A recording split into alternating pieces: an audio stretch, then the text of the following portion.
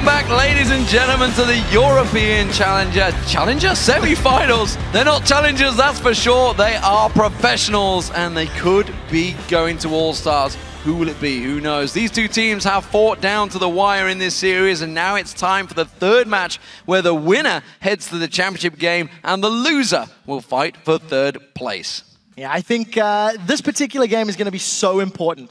Picks and bans is going to be a completely different story. As you've already touched on, the fact that Alliance are going to be losing a ban, I think we have to highlight Froggen. He was the Spring Split MVP. He went 9-1-6 playing Ziggs. And traditionally, when we see Ziggs versus Zed, you feel that Zed has the favorable matchup. And I think in most cases that would still ring true. But Froggen just timed his exhaust so incredibly well and really countered xPeke's playstyle. There was 3 exhausts sitting on the side of Alliance. They used him incredibly well, and it's a good adaptation to 4.5 in the summer spell changes. Yeah, I mean, he really has played fantastically well. There's a reason he got double MVP. There's a reason he got MVP for this season. Froggen has played very well. And actually, I had the pleasure of telling him while he was after beating the Copenhagen Wolves, because he didn't realize until after they'd finished that game. He was like, oh, was I? Was that like a do I get anything for it? He gets a cookie and a pat in the back. You get the admiration of the whole internet. Yes, that is definitely the case, and that's what these guys are playing for. Bragging rights, being the best in Europe. I mean, deciding game, I think if you contrast game 1 to game 2, all of a sudden Alliance have much better objective control as well as buff control. In the pre-game video, they were talking about it. So Alliance got 10 towers, 5 dragons, 2 barons. They got 10 blues and 10 red buffs of their own. Tells you how long this game was running. Yeah. So if you compare some of the gold stats and how that objectives added up, at the end of the game, Alliance came away with like 85,000 gold to the 77,000 of Fnatic. In general, Alliance were marginally ahead for most of that game. So what do we make of Fnatic? What did they do now? They have... Wow, Cyanide looking down a bit. Cheer up, buddy. You're still 1-1. You're still in the semi-final. They had a great first game. The second game didn't go so well. Did they fall back to plan A, or did they have a plan C? So I don't think it was a picks and bans. I don't think it was a compositional-based loss. I think it was objective control. During the course of the game, 1 dragon, 1 baron, 6 blues and 6 reds. That's the first time Fnatic has ever lost when they've secured a baron. But the reason I highlight that, they just didn't have enough objectives. They didn't get enough towers. They were trying to split push with Zed. They didn't get enough dragons. 1 out of 7 is not good enough at this level of play. So if Fnatic can refocus their decision-making and their objective control, I do think that composition could still have come out ahead. But because they didn't, that is probably one of the reasons why they lost. They fell behind both times as well with the tower push starts for Alliance. It has been fantastic. Before we get the teams underway, we're going to get into picks and bans in just a moment. We want you to tell us who you think will win this matchup. Get over to Twitter and use your hashtags. Fnatic win, which is FNC win, hashtag FNC win. This is all at LOL's Esports, by the way, and hashtag all win. Easy. Fnatic win, all win. That's all we want to know. Tweet them at LOL Esports, and we'll check in at the start of the game to see how your votes have turned out. Do it now! Yeah, do it now. There's a super cool feature. It's the first time we're doing this. So check it out. At FNC win, or hashtag all win to see who you think's going to pick it up. I did think Alliance was going to be in the final. I thought you were going to give a prediction then. I am. Oh. I did think Alliance was going to be in the final, and I do believe that the way Alliance played in that game is going to give them a big amount of momentum coming into this deciding game. You can't discount the fact that Alliance are missing a ban, though. And this is very important. So we need to see how this pick and ban phase plays out, because whatever Alliance grab in their first and second ban is going to be so crucial to helping them secure a win and advancing to the championship match. Well, that ban missed out will be, I believe, the first one. I think that's why they're not taking the ban. I'm assuming that's where it falls in towards there. The first ban for Fnatic, well, no surprise. Went straight to Aurelia again, taking that one away from Wickd. We talked about it yesterday, how good he's been playing throughout the season. He has such bigger stats on that champion compared to every other champion in his pool. For the record, most banned champion of the playoffs thus far. 6-6 whenever Alliance are playing, and both of the best of threes that Alliance have taken part in have gone all the way to the deciding game. So, you know, once again, we'll see Wickd most likely on the likes of Ryze, maybe the likes of Renekton. It's going to be up, it's going to be available. I don't know if Fnatic are going to first pick it. Ziggs was taken away from Froggen, caused too much terror for them in the last game. 9-1-4 he ended on, I believe, there. Soraka being banned out. They don't want to see sOAZ terrorizing that top lane on it this time around. No, they're not. Now, the question is, do they ban a jungler? Kha'Zix is available. Both of the games in this series, Kha'Zix has been first picked, so it is an option. Evelynn also been banned out both times by Fnatic. Let's see if they use it this time around. Yes, they do. There we go. So, sticking to that ban against Shook. They don't want to have Shook on that. Shook himself has incredible win percentages on Evelynn as a champion. That's where the big 8-game win streak they had, actually I think it was 8-game win streak they had, was picked up mainly down to Shook. And let's not forget, Nif was on Thresh for a big period of that. Even more important than the winning streak, Shook has won 4 out of 5 games when playing Evelynn, and he's got a 5 KDA on that champion, which is great numbers. Knowing that Ryze is banned out, I think Alliance are hoping to get their hands on Renekton. At the pro level play, there's a lot of talk how Ryze is a counter to Renekton and really gets in his face. So by removing that, it's going to allow Alliance to grab that as a first pick if they want it. Well, Nidalee has been banned out every game so far. That loss of ban does mean it got through. xPeke will be playing that one. Well, we'll see whether it is him. I'm expecting it to be. But Jax and Kha'Zix being locked in by Alliance.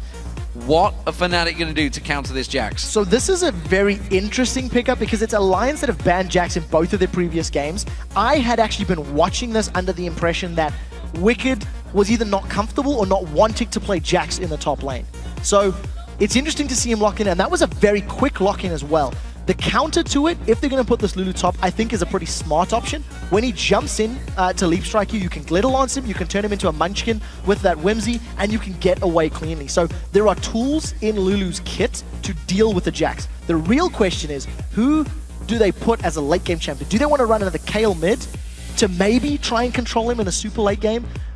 Because the longer this game goes, the more likely Jax is to become unstoppable and be this just super immense side split pushing monster. Well, they're changing at the moment. They had Twitch highlighted for a long period of time, worked very well in the last game for Tabzz, despite the fact he was a long way behind in farm, but he may be falling back to a ever-present champion in his pool, which is Caitlyn. It's a champion he played consistently when he was on the Lemon Dogs and has continued to do that on Alliance. It looks like he will get locked in. Once again for Nif, it's going to be Nami. Yeah, again, surprising. It's one of his lesser played champions. This split, at least, he's been focusing on Lucian, but Lucian has been landing in the hands of Fnatic all 3 games in a row now. The one thing I do like is this is a lot of ranged, long-range spell poke. With Nami, with a bubble, as well as the Pult of a Peacemaker, you can defend under towers. There's also a lot of on-hit damage. If you combine the headshots of Caitlyn plus the Tidecaller's Blessing from Nami, you've got an on-hit slow that allows you to land multiple auto attacks. So Alliance, if they're in a 2v2, they're in a good position already. That's a strong lane. If they want to do lane swaps and they want to tower push and do fast rotations, they also have that option available to them. So a lot of tools that Alliance can play with. Remember, at the moment, we're just waiting. All the champions getting locked in very quickly. Nocturne getting picked up here by Cyanide. This is a champion he's played so heavily, but barely had a chance to show it. If you look at his solo queue play, he spams this champion non-stop. This is all he plays heavily at the moment. And he played it at Katowice, and they had 1 loss on it, and he was so depressed about it when we were talking to him. Morgana also locked in by YellOwStaR. That's a champion he's had great success on. So what I like about the Nocturne lock-in is this is going to be our first real sort of Feral Flare style jungler. So I want to see where the Cyanide's going to pick it up. Part of the reason I do like this lock-in, if you combo the Paranoia with a Wild Growth in a team fight, the backline of Alliance is going to get jumped on. Tabzz, even with the protection of a Tidal Wave and playing on Caitlyn, is going to get run down by Nocturne. I want you to cast your mind back a few weeks ago to the Nocturne being played by Meteos. He was able to actually solo. This is a Fizz for Froggen. So, Assassin on Froggen is super exciting because you're going to have Jax, Kha'Zix, and Fizz diving onto Fnatic's backline. One of the best things to deal with a long-range poke composition like a Nidalee and a Lulu who's going to be throwing glitter lances at you is hard engage. So if Fnatic are ever grouped up tightly enough, Alliance are going to jump in, and I'm terrified of this jump-in comp from Alliance. It's somewhat reminiscent of the playstyle Wolves beat them with yesterday. On the same token, if Alliance fall behind, there is so much poke and long-range damage from Fnatic, they can prevent Alliance from ever jumping in because they can just pound them down from early on. So the early stages of this game is going to be so crucial for both teams. Remember, guys, if you are watching, remember to tweet us who you think will win. Remember to tweet at LLL Esports. That's important. That has to be in there. And then use the hashtag AllWin or hashtag FNCWin. That's what we want to know. Do you think it's going to be Fnatic or do you think it's going to be Alliance? Quite simple. You've put your money in the bag, and what do you think? You know what? I think the momentum is with Alliance. I think Alliance have got a comp that if they engage correctly will shut down everything that Fnatic can do.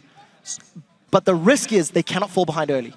If Fnatic manage to pick up some early towers and rotate around and make Alliance begin defending, they are relying entirely on Caitlyn to defend a siege. There is no other safe wave clear really from the rest of the team. So when you're sitting on the back foot and you've got Dark Bindings and Nidalee Spears and Dusk Bringers and Glitter Lancers, there is too much to dodge. You will get hit by something and you will give up another tower. So that is the key, the opening 7 to 12 minutes. If Alliance are not super far behind, I think they've got the comp that can win this. Well, here we go, ladies and gentlemen. We are getting into the game. It is game 3 of the semi-finals. Fnatic versus Alliance. All square, 1-1. Winner takes all. Moves in towards that championship match. Loser, well, they're in a third, fourth matchup that nobody wants to play in. It is Fnatic as the blue team and Alliance as the red team. And, well, Alliance has started off so well in the opening games.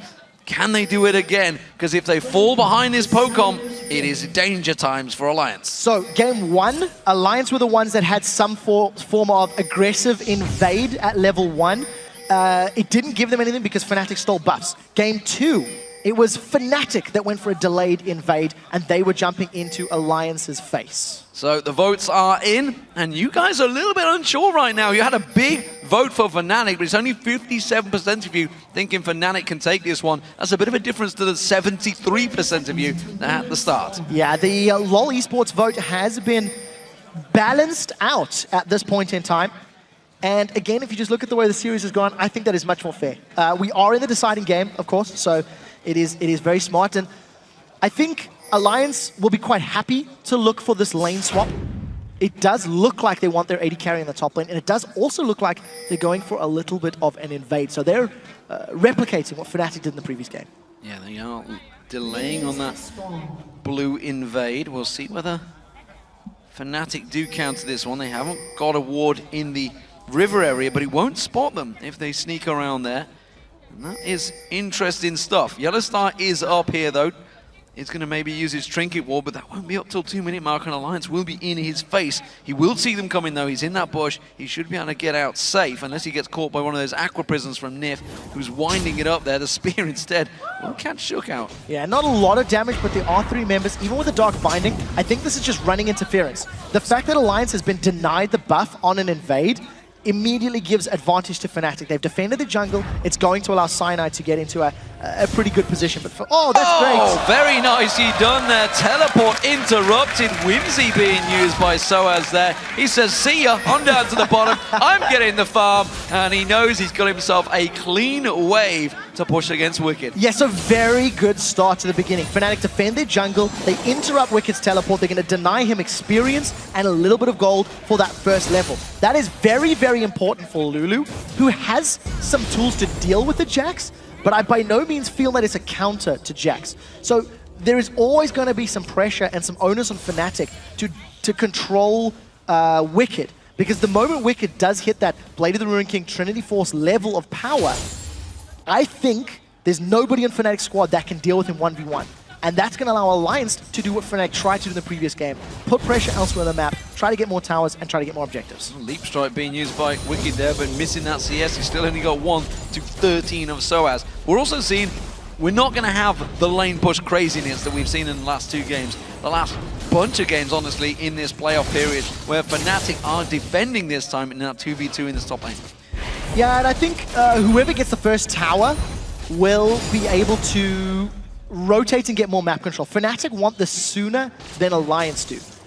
I think the longer this game goes, the more I like the engaged power of the Kha'Zix, Fizz, and Jax, because they will get to somebody.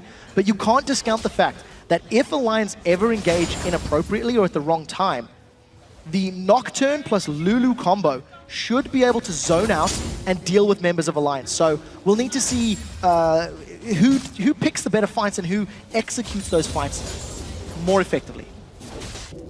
So at the moment, Cyanide double buffed up, as is Shook. Both coming towards the rates actually. Shook simply always going to try and come around the backside of xPeke. xPeke unaware of this one, actually very deep in there. Froggen goes in, tries to catch on towards him. The lead comes in. Only Voice Spikes didn't manage to get his claws out this time. Couldn't taste the fear. Flash burned.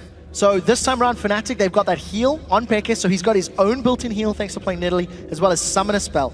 Double exhausts from Rekkles and YellOwStaR, and I'm just looking down the rest of the list. There is actually an Ignite on the side of Froggen. So only Ignite that we've got in the game right now. A lot of exhausts on the side of Fnatic. We've seen how effective those exhausts are against Assassins in the previous game.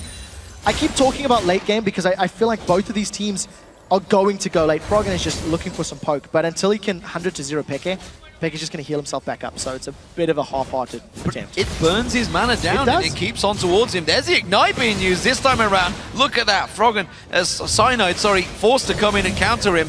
And xPeke, he's got next to no mana now. He's going to try and desperately get some of this farm. Yeah, xPeke, no flash. He does still have Summoner Heal available, and he hasn't backed yet. So well played by Froggen.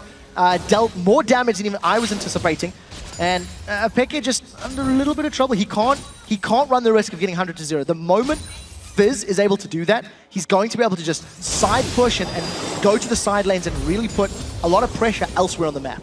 And, you know, Froggen picking up that Crystalline Flask played it exactly how you should against Nidalee. We've seen it a couple of times where players don't bring that Crystalline Flask against Nidalee. Just going to get poke, especially as a melee champion. Wickd taking some big damage from sOAZ there, and he's caught up very well, though, when you consider the advantage that sOAZ had in this lane. Yeah, so about a minute of uncontested farming, maybe a little less than that, but also the fact that he's a melee champion against ranged. Wickd's doing fairly well at CSing under the tower. He's got vision of the Tribush, so even if Cyanide wanted to come in, he would have had some time to think about it. You never really want to tower dive a Jax unless you can instantly blow him up. Because of the Counter-Strike blocking auto attacks and the fact that it will stun you when you're in range, it just makes it so risky to execute that play. I think it was a smart call for Cyanide to back away. Was spotted out early. Shook was heading down there again, looking to maybe try and pounce onto xPeke in that mid lane. He's already forced him to burn that flash. Chum the Waters is available. Not hit level 6 yet. So he's going to get Chum the Waters, catch on towards him. Froggen goes in. Shook pounces in there. The tower damage is on Shook, but it's easy blood for Shook there, taking him down. No problem about that. Very well executed by both Froggen and Shook. They landed everything that they needed to. The moment Froggen hit level 6, he instantly took advantage of it. What's even more impressive is that Shook had roamed around the moment that it happened. That gank had been set up a little bit beforehand. Froggen or Shook would have communicated, talking about the levels, talking about Chum the Waters being available, and they synced that up exquisitely. It appears to have been going on so long, I'm starting to miss words out here in my pronunciation. Tabzz caught out with a very good Dark Binding there. Rekkles doesn't manage to try and counter on it. We'll keep that farm going, and this top lane pairing is staying very even. Bottom lane pairing, well, Wickd is backing away. He's going to have to buy here. He's managed to push a wave up, but sOAZ is going to keep that advantage in his top lane. He's going to be around about 20 CS ahead of Wickd by the time he's done here. And he's freezing the lane. At Dark Binding's land, they've caught Tabzz. And caught him out. They're going to use the exhaust with the Aqua Prison, turns it back around on towards Rekkles. Damage still continuing to come down on Tabzz, but he's safe for now. I was just about to say, oh, now xPeke has been jumped on. In that top lane, as long as Tabzz and Nif don't get caught by a Dark Binding, I think they outrange both Rekkles and YellOwStaR, and thanks to the damage amplification that you get from Nami, I think that Tabzz has the ability to keep Rekkles and YellOwStaR poked down. There is a higher burst on Rekkles and YellOwStar's side though, so the moment anyone gets caught out, Lucian and Morgana is just going to melt a big chunk of your HP thanks to the burstier damage of Rekkles' Lucian. So at the moment, it's Fnatic that are pushing his top wave in. Mid lane advantage, Froggen, no doubt about that one. Bot lane, well, top lane pairing, whatever you'd like to call them, the two soloers, is very much in favor of sOAZ up against Wickd. He's almost 30 CS advantage ahead of him now. Wickd has yet to go back and pick up his main item. He's just hanging on in there right now, having to use that counter-strike, and there's still some serious damage coming out from sOAZ. Every single time we see this lane, you'll see that sOAZ is using his full complement of abilities to keep Jax shut down. Because of everything in Lulu's kit, it's a counter to some degree against what Jax wants to be doing. So sOAZ has done a great job in not only denying Wickd farm, he's also got this tower incredibly low. So Wickd stuck around for the experience, is even being denied recalling right now. The problem for me though, is I don't know if it's enough. I don't know if they've shut Wickd down enough to really delay the threat that Jax is eventually going to become. YellOwStaR coming around. Shook was the danger in the mid lane. xPeke aware of his situation there. With this blue buff, he's going to be a much safer farming. He's already got the chalice on him as well, so that mana is not such a problem now. He can keep himself topped off with that heal, but you can see he's having to take the wraiths away from Cyanide, who himself is like, no, I'm building my feral flare. Get off the big one. Yeah, I want to touch on it. 9 minutes in, he's got his Rekkles Lantern. He's already built up 15 stacks towards that feral flare. It does count from the moment you pick up that Hunter's Machete. So Cyanide's on pretty good track. I think the shortest amount of time I've seen for a feral flare is around 12 minutes, 12 to 14 minutes in that bracket. So for the time being, we do see Cyanide in a pretty good position. I want to know how he itemizes and how he builds. When Meteos gets ahead on Nocturne, he builds full damage. He goes Ghostblade, he goes quite aggressive. And we'll see if it works out. Shook trying to move in lane now to jump on sOAZ, but Whimsy's just too powerful and sOAZ is a mile and a half away. May have to be careful here. If he goes aggressive once again, Wickd will have that leap strike back off cooldown in his second. And sOAZ is playing this one very cautiously, realizing that Wickd, he's being aggressive, so he knows, yep, ward goes down, Shook gets spotted. Yeah, not going to work out. A little too hesitant, but I think sOAZ was playing that quite safe. You never really felt like he was about to get jumped on.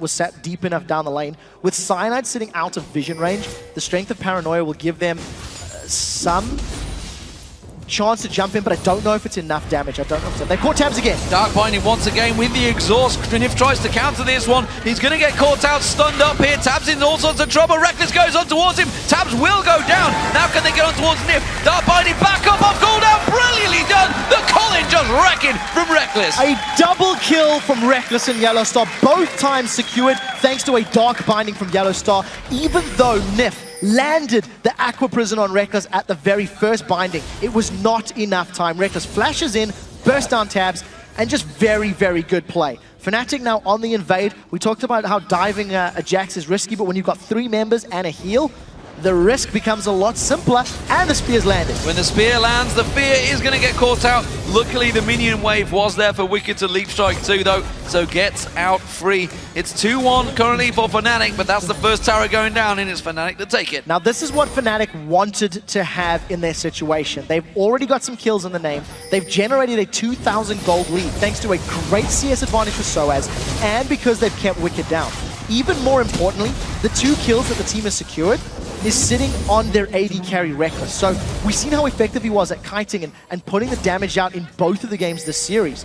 If Fnatic can keep snowballing this advantage and getting more objectives like this mid-tower, their poke composition will work very well. Look for a Dark Binding. If it lands, they may even want to go in. Cyanide getting that earth thrown out to him. It's not so much an earth, more of a gigantic shark this time around, because it depends on the champion skin. It's an Atlantean shark. Atlantean. This is the one you wanted. You had to fight for this one, buddy. And lost. And you lost. I lost. You lost for it. Worst Fizz EU, I'm afraid. Yeah. So tower secured for Fnatic in the top lane. sOAZ is able to respond and defend the top tower. Alliance, 3,000 gold down. I think you somewhat expect it because of their champs need some time to scale, but they can't afford to fall further behind. Look for a Dark Binding. If it lands, Tabzz could die again. Tabzz has already used the 90 caliber net. He's going to have to flash away from this one. The Aqua Prison comes out, but there is the Dark Binding. Wild Growth being used by sOAZ. The ultimate from YellOwStaR will lock him down and pick up the kill. Tabzz goes down again. YellOwStaR fired the Dark Binding a millisecond before the bubble landed. Now Wicked's in trouble. He's going to get dived by 2 members of Fnatic. He's got nowhere to go on this one. The stun is going to come through. He will manage to stun, has to use a ward, but he's going to get exhausted down. Rekkles is looking to pick up his 3rd kill of the game.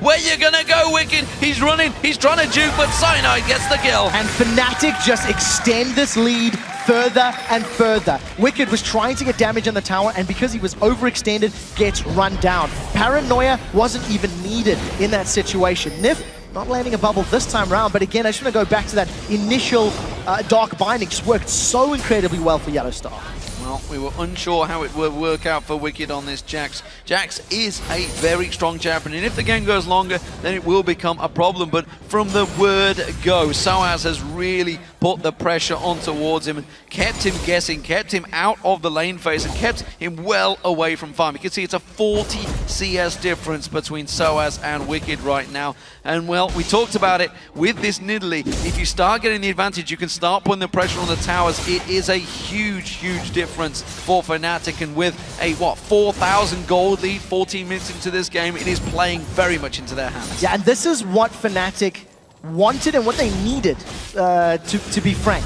Because they can't run the risk of being assassinated, we'll see if Froggen can jump on Rekkles. They're going to dive him. They're going to dive in. The counter-strike comes in. They catch on towards him. So Froggen pounces in there. Wild Growth comes out. Rekkles is in trouble. He's going to get dropped down, or is he? He tries to get away from it. He's just going to kite them round. But now sOAZ, he can clean up. Wickd taken to nothing. They both pounce towards him. sOAZ gets one, gets another. Ooh. Oh, Playful Trickster away from the shield. But the spear comes through. Wild Growth comes in. There's the spear from xPeke. And it's a 2-for-1 to Fnatic. 2-for-1. And Froggen fired that Chum the Waters a little bit prematurely. There's a Paranoia available from Cyanide, so if he wants to go, he's jumped on Nif. He's diving on towards that support. He's also into trouble and quickly uses that shield to block away. Aqua Prison comes Javelin. out. Nif is going to try and get away. The Javelin comes in once again. And xPeke gets himself another. Now, if Fnatic can keep the pressure on, use the gold and the item advantage that they have accrued for themselves to siege under the towers, Alliance will be forced to engage over and over. Because Alliance do not necessarily have the damage to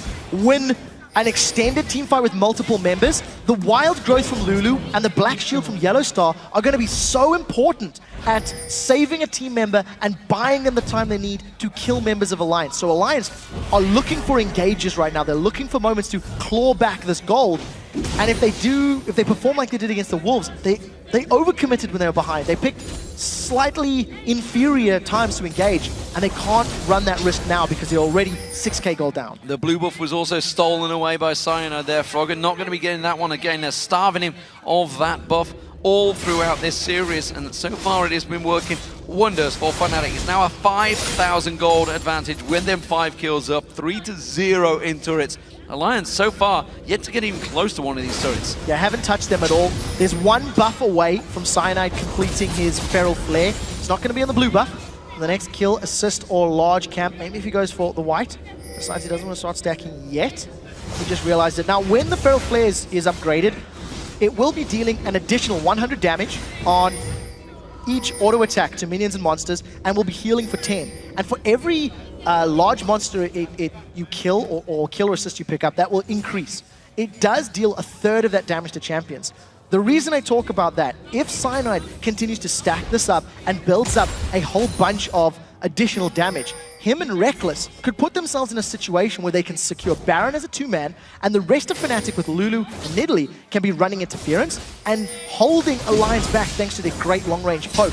The damage from these spears, not the greatest right now, but there's no death gap completed, there's nothing outside of the needlessly large rod, so xPeke is still building himself up. Wickd unable to counter everything sOAZ is doing to him right now, and he's on his turret, but sOAZ has got the range advantage, just continues to poke on towards him. And you talked about this in Champ Select. Tabzz is really the only thing able to try and keep this wave clear away. They have nothing but melee champions, and Fnatic are taking full advantage of this one. They're keeping those spears continuing to flow. sOAZ continuing to keep pressure on the turret. They can't do anything about it. So there is a risk, if Fnatic continue that siege and stay grouped up, that Alliance can jump in on them with the Jax, the Kha'Zix, and the Fizz. One of the added bonuses to having Cyanide playing Nocturne on your team is the moment Alliance do jump in, you throw down Paranoia, you deny their vision. Even if you only reduce a portion of that vision, it gives Fnatic the chance to deal with that all-in, jump at you comp.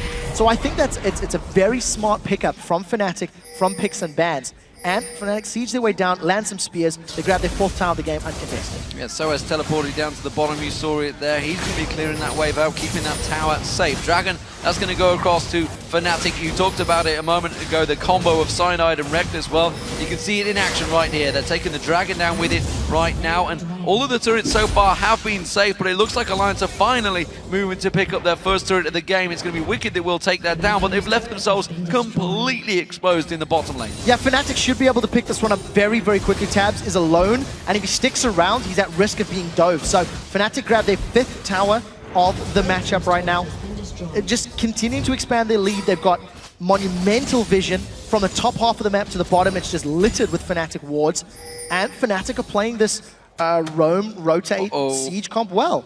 Somebody's going to die. Nif or Tabzz, both Dark exposed. Binding? Dark Binding will be the thing that starts it off here. In fact, no, it could be the Glitterlance from sOAZ. Either way, 4 members of them. They're not sure. They're not sure which way to go. It's going to be a flash. They're going to dive on towards Nif. He goes down. He gets caught out. The Dark Binding was not used. They're going to try and counter this one. Wickd jumps in, pounces on towards Rekkles, but they just simply don't have the damage anymore. Froggen is going to look to assassinate somebody. He's coming in from the side. This is going to be 4 and 4 as xPeke is not there. Shook pounces in, avoids that Dark Binding and gets caught with the Glitterlance, and Froggen counters this one. xPeke giving the call, back away from it. Dodges out of it though, the spear does not land. Froggen yet to throw the ultimate out because the rest of Fnatic are closing the gap. Yeah, so Froggen doesn't feel that he can instantly blow xPeke out. They tried to make something happen. That was actually a super aggressive play from Fnatic.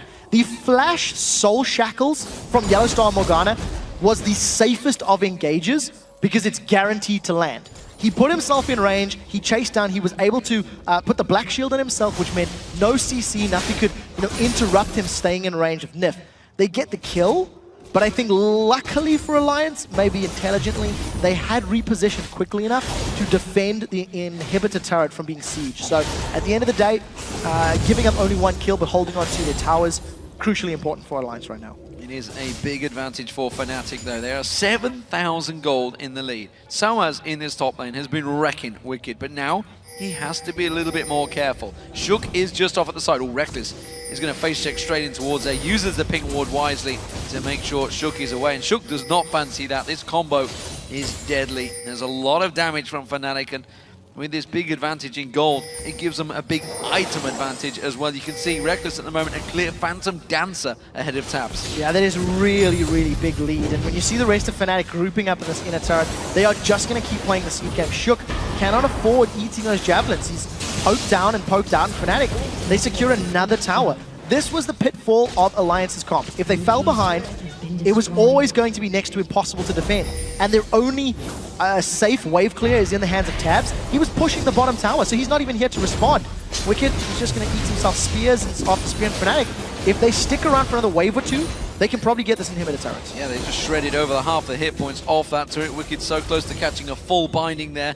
Alliance are ready to try and go for this one. Froggen laying in wait, has the ultimate and ignite. Oh, but Wicked takes that spear. He's going to have to back to the fountain. Yeah, Fnatic, they've just played this comp so well.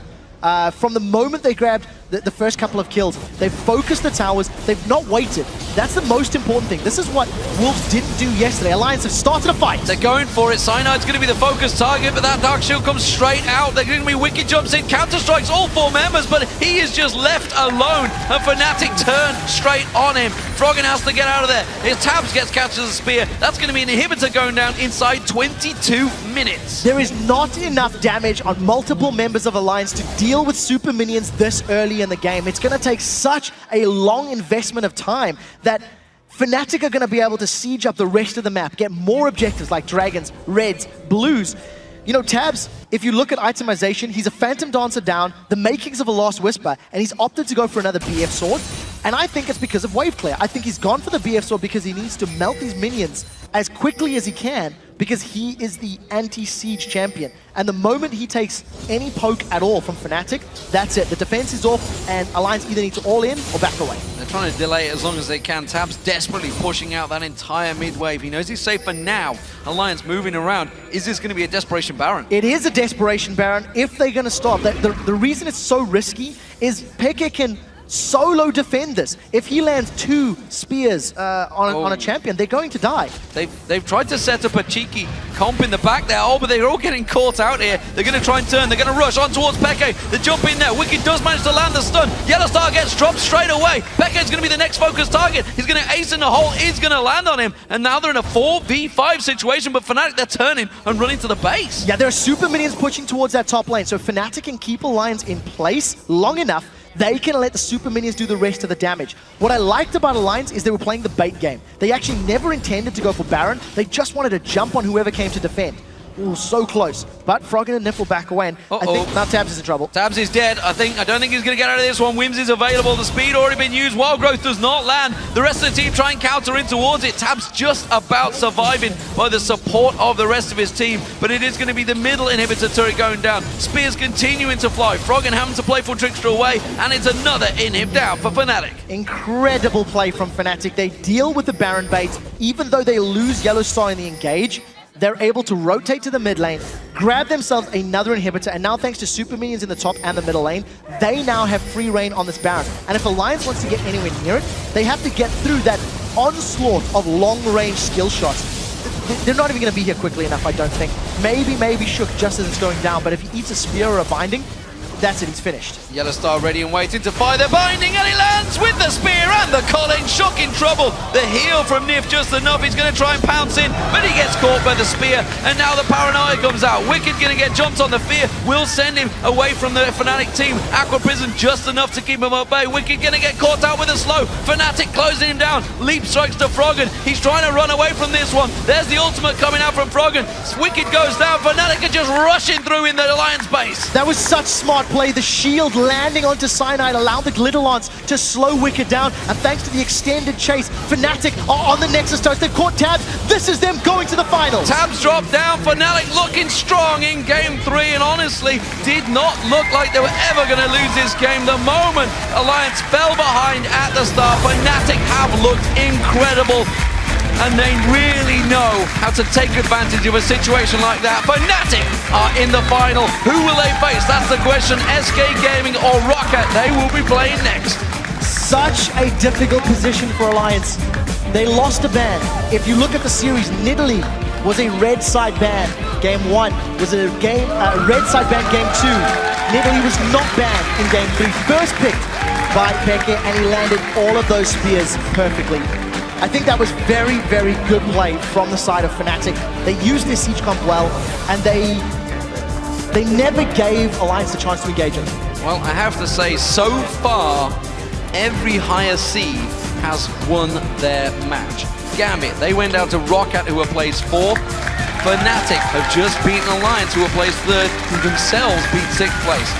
Is that an omen? Will it be SK in the final against Fnatic? It's going to be a big match regardless, but Fnatic have shown 3 separate tactics in this best of 3 already. They have so many different tactic styles in their bag. We didn't even see them using the run and ganks tactic. No, they didn't need to. You know, I think when you look at Fnatic's playstyle over this series, they demonstrated an ability to rotate very well. Even in the game they lost to Alliance in game 2, it was actually about Fnatic. They had the first few towers very early on, and then Alliance built themselves back up. Then Alliance were able to control and maintain Fnatic in their control. Game 1 and game 3, it was all about Fnatic. They got a lead, they never let it go, and that was great. 25 minutes to get the Nexus down. There was no hesitation. They had the Siege champions, and they sieged. You're not seeing things there, by the way. That was Aranea. He's kind of become the manager, boot boy, team comp guy for Fnatic. He's always been with Fnatic. He's always been the Fnatic cheerleader. He's big buddies with xPeke, but I actually saw him backstage when the tactic talks were going on, and he was giving input. I think why not? If you have friends and allies who can talk to you in a semi-final, when you're qualifying for another final. 3 finals out of 3 in the European LCS, and Fnatic is represented. They won spring last year. They won summer last year. They're looking to do it again. And I know they surprised me this series. I did not expect that level of play from them, considering what we'd seen week 11 of the LCS, considering what we've seen building up to the end of the LCS. I did not anticipate that, and it was very, very well played. And I want to highlight the fact that if Fnatic were to get that to All-Stars, we would have all 3 world champions at All-Stars. We would have Fnatic, if they win, of course. It's a big if. Tomorrow, they were the Season 1 World Champions. The Taipei Assassins are already there. They were the Season 2 World Champions. And SK Telecom T1K are there. They were the Season 3 World Champions. It could be an epic All-Stars if they make it. It's going to be an epic nevertheless, but to have all 3 World Champions would be fantastic. That is another whole very poetic storyline when you look at the grand scheme of things, the All-Star Invitational, all the regions having their teams working towards it. We'll know who Europe's representative is tomorrow, and we'll know who North America's representative is on the weekend. We got a lot of games to go before we get there, though, ladies and gentlemen. So, Alliance are going to go through to the third, fourth place match, but they did look good. They looked better. Yes. That's what I'm going to say. I would say I was left wanting yesterday when they played against the Wolves. Wolves in game 1 looked phenomenal. But then Wolves' mid to late game decision making, Wolves were unable to just turn it on and win the game like Fnatic did in this third game. When Fnatic got a lead, they just snowballed it and grabbed so much more. Fnatic really, really impressed me this series. They came out, they had new champion picks, they had a newfound rotation and objective play. And they deserve to be in the final because they did outplay Alliance. Well, it was a fantastic matchup, ladies and gentlemen. There's still 2 best-of-3s to go, so there's a lot of League of Legends action to continue. But for now, let's check in with Fnatic, sOAZ, and Peke, who are standing by with Shox. Thank you very much, D-Man. Indeed, Fnatic bound for a 3rd consecutive final after a split. And, well, sOAZ, first of all, the Soraka top, it's something that we know people play, but to bring it out here, and then the entire comp built around it, tell us about your plan.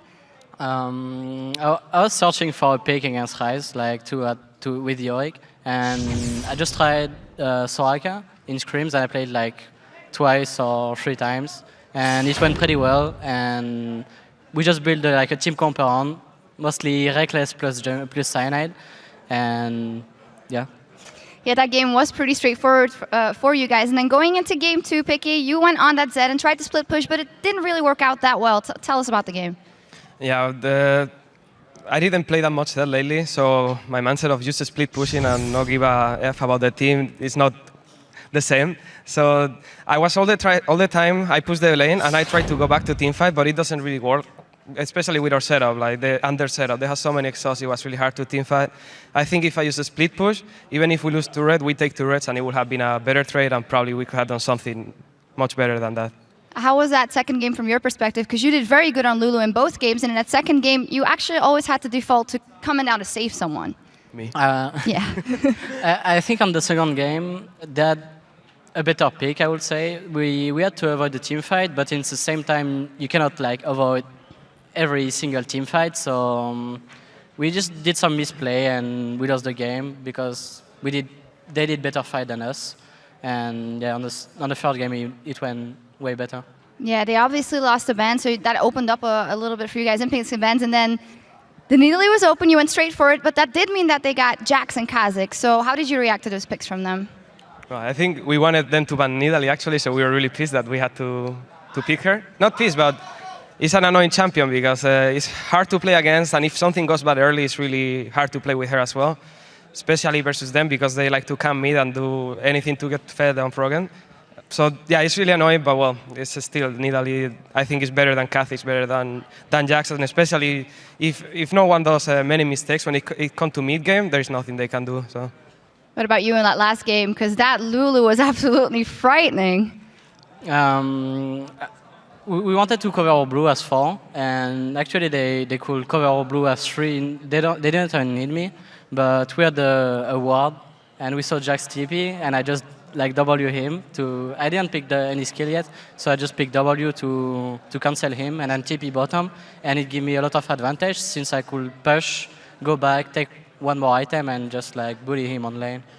So as mentioned before, you guys, of course, the Spring Split champions last season, the Summer Split champions last season, back in the final. How big is the hunger to do it again, and how possible is it? I honestly think this was probably the hardest match we will have this series, so I think we're really confident. At least I am really confident that we can take it. Like, really we can. We have high chances. So sOAZ, SK or Rocket, and will you do it? SK, I would say SK, even though Rocket performed really good against Gambit. But I would say SK against them. All right, well, we'll see tomorrow. It's going to be a great final no matter what. We're going to take a short break, and then it's time for SK Gaming and Rocket to begin the second semifinal, best of 3, where the winner will face Fnatic in tomorrow's championship match. Don't miss it. We'll be right back. Peace.